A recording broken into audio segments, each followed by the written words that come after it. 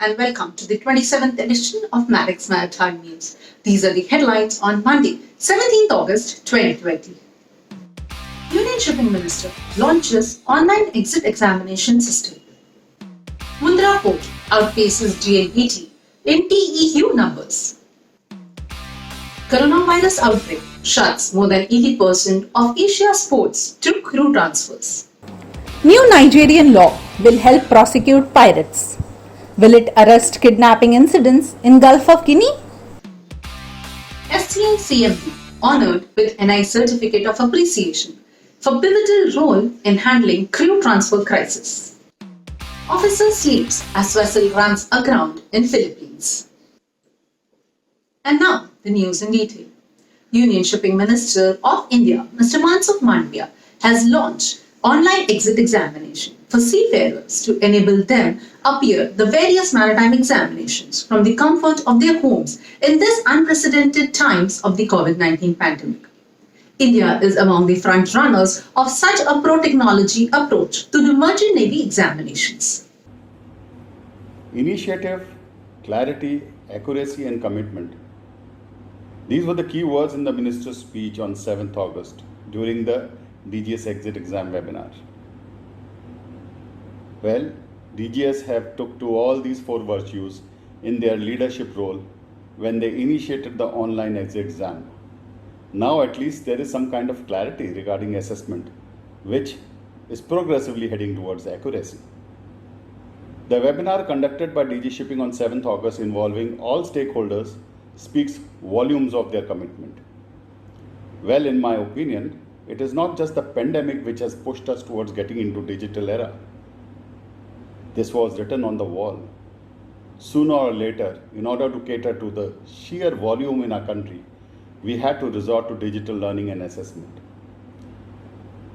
However, having said that, I would recommend that DG Shipping should select consultants through some kind of entry criteria, and these approved consultants should be able to provide data, analyze and participate actively in training related matters. Let the best Gurujans who have kept their knowledge updated add on this elite committee, similar to what we have in Maritime Trainers Guild out of the box thinker group. Finally, I would conclude by saying, let us continue experimenting and evolve rather than not do anything because of fear of failure. गिरते हैं से सवार ही मैदान जंग में, वो तिफल क्या गिरेंगे जो घुटनों के बल चला करते हैं. Mundra Port of Adani Ports and Special Economic Zone has beaten Jawaharlal Nehru Port Trust Nhava Sheva to become the largest container handling port in India by handling 0.97 million TEUs in the first quarter of financial year 21, surpassing JNPT volume of 0.85 million TEUs. Karan Adani, Chief Executive Officer and Whole-Time Director, APSEZ, said, in the first quarter of financial year 21, we were able to perform operationally at par with pre-COVID levels. We kept supply chain running and stood by our customers to prove as a bankable service provider at all times, ensuring stronger customer relationships. During this period, we relooked at fundamentals of port operations and realigned costs, thus maintaining port EBITDA margin of 70%. Now, with the worst behind us, we have emerged operationally stronger and resilient to externalities. Our focus continues on further improving efficiencies, reducing costs, and closing out value-accretive acquisitions, namely Krishnapatnam Port and Dighi Port. As reported by the Maritime News portal shippingwatch.com, the coronavirus outbreak has shut down more than 80% of Asia's ports to crew transfers. Crew change has become an extremely challenging task in China, Singapore and Hong Kong, with ships deviating to various maritime locations in India to drop overworked ship staff. The corona pandemic has created challenges for our industry, which were never expected and ever imagined. For our seafarer, it is very difficult to serve onboard ships with extended contract periods. Since IMO and our government has declared that merchant navy is essential services, so priority to be given to our seafarer to travel worldwide a separate counter of immigration to be established so that seafarer can pass easily and join the ship. Most of the ports in the worldwide have stopped crew change due to COVID-19. Certain ports which are permitting a seafarer to change, formulating rules and procedures. However, our Indian government has assured that crew change continue at Indian ports. And I must thank to our Indian government, especially the Shipping Ministry, Shri Mansukh Bhai Manviya ji, and Director General of Shipping, Shri Amitabh Kumar ji, to giving the full support for the crew change. And I must say the company have done their best to take advantage of this and have assured that seafarer comes back home and other join ship. We must ensure that the company and seafarer to follow all the rule and regulation at foreign ports also. Certain countries are permitting crew changes and we must respect their citizens too. After all, every country wants to do its best to protect its own citizens first. We all are doing our the best to make sure that crew changes at Indian ports is carried out more smoothly and minimum hardship for all concerned. It's been 6 months since the time commercial flights were stopped as a consequence of the COVID pandemic. And despite all the efforts of the shipping industry led by FOSMA MASA, we are still struggling to get a proper comprehensive crew change going for all the Indian seafarers. FOSMA MASA and other industry stakeholders have managed 90,000 crew changes over the last few months, but that is not sufficient and we are still trying to play catch up. We understand from Maritime Press that close to 80% of the ports in the Far East region are not permitting crew changes or have so many restrictions that crew change is not practical or cannot be carried out. The United Nations, the IMO, the ILO have all appealed to the governments that seafarers being essential workers should be afforded proper channels of crew changes so that the people on board who are well over their contract periods can come back and be with their families. Similarly, an equal number is sitting at home waiting to go back to work and start earning their livelihood. We urge the international community once again to take note of the plight of the seafarers. A Nigerian court has made its first convictions under the new anti-piracy law, giving hope to the world's shipping fleet that the legal reform will now help stem the rising attacks in the Gulf of Guinea.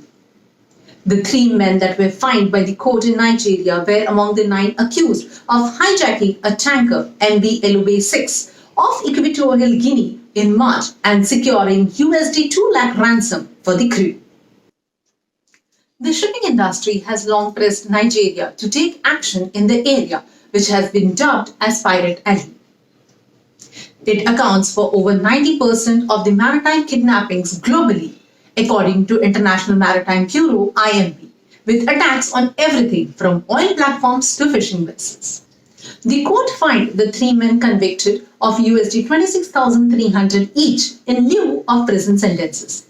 Nigerian Navy spokesman Commodore Suleiman Dahun said that these were the first convictions under the new law that has been passed last year to make it easier to prosecute pirates. Earlier, attackers rarely faced judicial consequences as piracy was not illegal under the Nigerian law. But will this new law bring to a stop the kidnappings and piracy rampant in this part of the world? Nigerian court has last week, in its first verdict after the new piracy law came into force, has pronounced its verdict in conviction of 3 pirates. ISWAN welcomes the verdict of the Honorable Court as well as applaud the work being done by the NIMASA as well as the government of Nigeria to address the rising crime and to make sure that these stem out of the shores of Nigeria. However, these 3 convicts were allowed, or they've been not held in prison, but they've been allowed to go free after they paid a fine.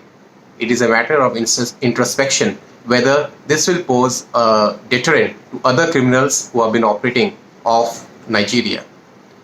International Maritime Bureau has also reported in its Quarter 2 report of 2020 that Nigeria accounts for about 90%, or Gulf of Guinea actually accounts for about 90% of the world's kidnappings, and this is still 60% lesser of what was reported in last year in the same quarter. Every seafarer who is transiting through piracy-infested waters such as Gulf of Guinea area are very feared and frightened and tensed for their life. It is important that all the stakeholders work together and ensure that the ships and the seafarers are provided safe navigation so as they can transport the world's good around the world, and they feel safer and more productive as well. We also request the seafarers to please follow the BMPs as well as the company's laid down procedures and do not be complacent while transiting such areas. The Nautical Institute UK has honoured the CMD of the Shipping Corporation of India, Mrs. H.K. Joshi, with a certificate of appreciation. The certificate recognizes the exemplary work done by SCI in handling the crew change crisis arising out of the COVID-19 global pandemic. Also recognized in it was the successful rescue operation undertaken by the SCI offshore supply vessel Colonel S.P. Wahi. SCI has been honoured with 2 certificates of appreciation in one go. We recognise the esteem and privilege of being felicitated by the Nautical Institute UK. This came as a very pleasant surprise to us and is very much appreciated as it adds up a zing to the otherwise dull atmosphere of the pandemic all around.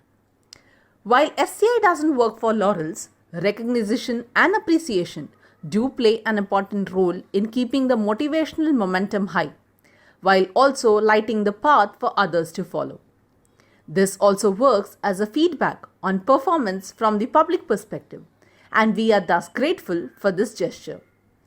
Team SCI has done us proud with the unstinting, selfless efforts of the crew change in these challenging times, while demonstrating bravery at sea. True to its vision statement, SCI endeavours to continuously emerge as a team of inspired performers in the service of the nation and the world at large. In one of the more unusual grounding incidents, a Vietnamese flagged cargo ship has run aground in the Philippines. The Philippine Coast Guard has responded to the scene of the incident and reported that their investigators were told.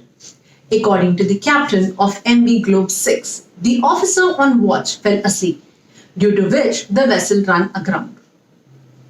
Are officers completely alone on their watch during the night hours? And is there any effective safeguard aboard a vessel against such incidents? Watchkeeping is a sacrosanct duty of every marine officer, a most important duty on board a ship. This is never to be taken lightly. There must be a strict code of conduct when on the bridge. There are a number of procedures built into the system to prevent such situations, and theoretically, they should never happen. But then rules can be broken, and human beings are notoriously poor at monitoring. On a well-run ship, bridge manning levels are divided into 5, depending on the risk assessment, traffic density, visibility, and dangers around. The B1 level is when there is a sole officer on watch on the bridge, and this is only in open waters, good visibility, daytime, good weather conditions, and very little traffic. The highest level, which is the B5 level, is when you have 5 officers plus ABs on the bridge. This would be when there is heightened risk, say in pilotage waters. The international regulations for prevention of collisions at sea stipulate that only in daylight hours a sole watchkeeper on the bridge is permitted, and in the hours of darkness a lookout must also be present. Also, the Bridge Navigational Watch Alarm System, or BNWAS, was introduced in 2011 specifically as an engineering control because there were ships which were flouting the lookout requirement at night. I think it is the responsibility of the master to first be clear in his mind that the most important responsibility is the safety of his ship and crew, and navigating the ship from port A to port B is a primary part of that responsibility. So however much pressure is there to complete, say, hatch cleaning or shipboard maintenance, the night lookout man must never be compromised. He must ensure that the officer on watch is well rested and all crew on board are following the STCW rest hours policy. If such accidents continue, it won't be long before we see regulations coming for fitting CCTV cameras on the bridge.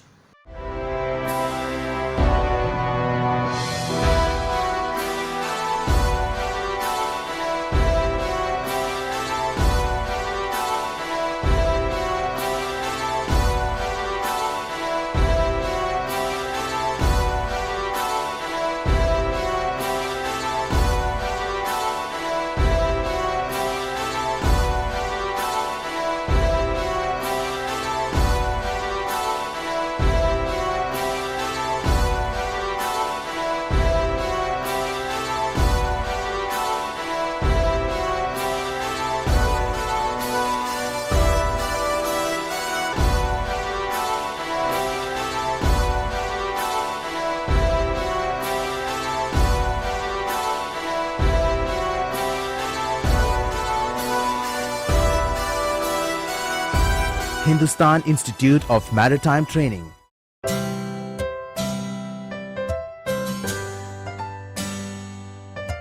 According to a recent report released by the property consultant Colliers International, the demand for small warehouses like mini logistics complexes within city limits in India is expected to rise over the next 1 year, as e-commerce firms are targeting to ensure same-day deliveries of food and grocery items to customers. It is going to be a significant development in the Indian logistics industry, as e-commerce companies are now trying to stock a larger proportion of inventory closer to their customers' locations for efficiency and to improve the quality of products upon delivery. Having redeveloped its World of Ports portal from the ground up over the last 18 months, Inchcape Shipping Services has rolled out the first release of version 2.0 that focuses on port data and ship-to-berth compatibility. VP of Sales and Product Development Jeff Clark says, "This and an abundance of new features in upcoming releases will provide customers with an unmatched level of market intelligence and transparency." A new guide that aims to provide both port and shipping sectors with practical guidance on how to facilitate just-in-time arrivals, JIT, has been released. The Just-in-Time Arrival Guide has been developed by the Global Industry Alliance, GIA, to support low-carbon shipping based on research and discussion amongst its membership, the International Maritime Organization IMO said. The guide documents the findings of a series of industry roundtables which brought together nearly 50 companies and organizations who are key stakeholders in the port call process. With the rapid growth in the emerging offshore wind industry expected to continue, there is a growing need for qualified trainer personnel. A new partnership between the National Offshore Wind Institute, NOWI, at Bristol Community College and Maersk Training will seek to expand the level of training programs available for the emerging sector. NOWI's basic safety training modules include the areas of first aid, manual handling, fire awareness, working at heights, and sea survival, whereas the basic technical training courses focus on hydraulics and mechanical and electrical concepts regarding offshore wind. Thank you for watching. See you all next Monday.